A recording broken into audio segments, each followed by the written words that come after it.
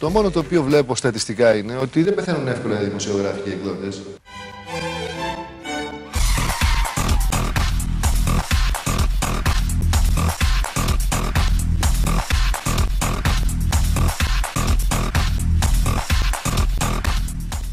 Μια χαρά ήταν, υπέροχα, καταπληκτικά. Στα περιοδικά πέρασα όσο καλά γινόταν. Ήταν ένα πάρτι συνεχείας.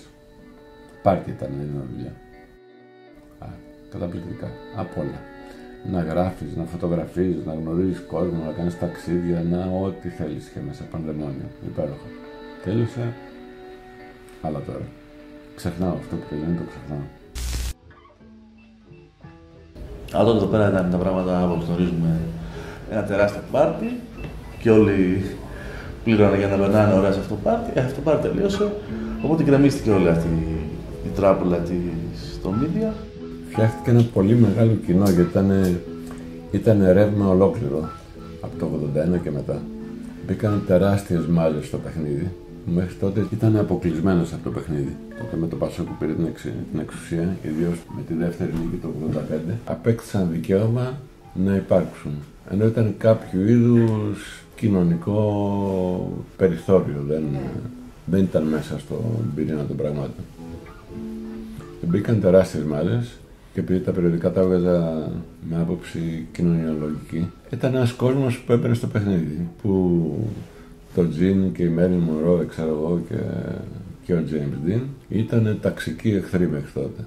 Αυτοί εξοικειώθηκαν με αυτά τα πράγματα. Μόνο που επειδή ήταν πολύ απότομο η μεταλλαγή και επίσης από το 81 μετά πέσαν και τεράστια χρήματα στην Ελλάδα. Έγινε ένα παιχνίδι εξ αγοράς όλο αυτό το πράγμα. Και έφερε αυτή την κατάτια που περνάμε τώρα. Εκείνος που δεν έπαιξε το ρόλο που πρέπει να παίξει ήταν ο πολιτικός τύπος. Που θα όφιλε να κρίνει. Εδώ δεν είχαμε πολιτικό τύπο. Είχαμε προπαγάνδα, δεν είναι δημοσιογραφία αυτό. Είναι κάτι άλλο. Είχαν μπει και όλοι οι μεγάλοι του πολιτικού τύπου στον περιοδικό τύπο, γιατί υπήρχαν πολλά λεφτά στον περιοδικό τύπο. Όπως έχει γραφτεί πολλές φορές και έχει υποθεί ότι ζούσαν σε μια φούσκα η οποία δεν είχε αντίκρισμα και στον πληθυσμό της Ελλάδας. Υπήρχαν τρομερά πολλά σε αριθμό περιοδικά, εφημερίδες, αθλητικές και οτιδήποτε έντυπα. Και δεν αποδούν ούτε στον πληθυσμό της Ελλάδας ούτε στις ανάγκες του αγοραστικού κοινού που είχε στην Ελλάδα. Υπήρχε περίοδος που είχαμε 13 αθλητικές εφημερίδες σε μια χώρα 10 εκατομμυρίων ανθρώπων.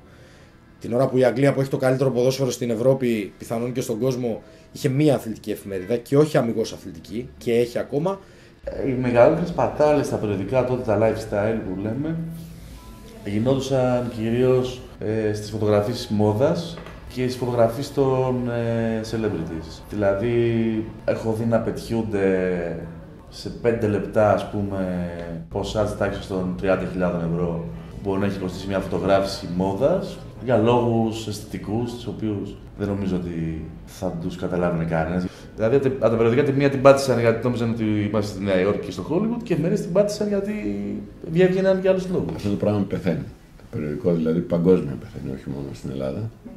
Πεθαίνει λόγω του ίντερνετ. Δηλαδή, όταν είσαι στον υπολογιστή σου και πατάς ένα κλικ και βλέπεις όλα τα αθλητικά νέα κάθε πρωί, τα έχεις στην οθόνη σου μπροστά, χωρίς να βγάζεις από την τσέπη σου λεφτά για να τα δίνεις. Ο καθένας, και εγώ και εσύ, μπαίνει στο ίντερνετ και βλέπει τα πάντα. Δεν χρειάζεται να πάει στο περίπτερο για να διαβάσει νέα χθεσινά. Στα αθλητικά sites γίνεται ο κλέψας του κλέψαντος. Αν ήμουν σε ένα site ή αν είχα ένα site το οποίο έκανε aggregating, θα μου φαίνεται εντελώς διαφορετικό. Θα έκανα copy-paste. Τώρα, επειδή το κάνω αυτό, μου φαίνεται πολύ κοντά στη δουλειά μου την προηγούμενη, σε όσες δουλειές θα κάνει στα περιοδικά. Αν υπάρχουν περιοδικά στο μέλλον, πού θα υπάρχουν, θυμίζετε το που λέω, πώς θα υπάρχουν περιοδικά, βγάζοντας 1 ή 2 τεύχη το χρόνο. Θα υπάρχουν κάποιες εκδόσεις οι οποίες θα είναι πιο συλλεκτικές. Δηλαδή, αντί να βγαίνεις κάθε εβδομάδα, βγαίνεις κάθε 6 μήνες, κάθε 1 χρόνο και θα βγάζεις ένα έτοιμο το οποίο θα το έχεις στη βιβλιοθήκη σου για πάντα. Θα θέλεις μάλλον να το έχεις στη βιβλιοθήκη σου για πάντα. Νομίζω και εδώ έτσι θα γίνει. Δεν υπάρχει άλλη λύση. Δεν πεθαίνουν εύκολα οι δημοσιογράφοι και οι εκδότες.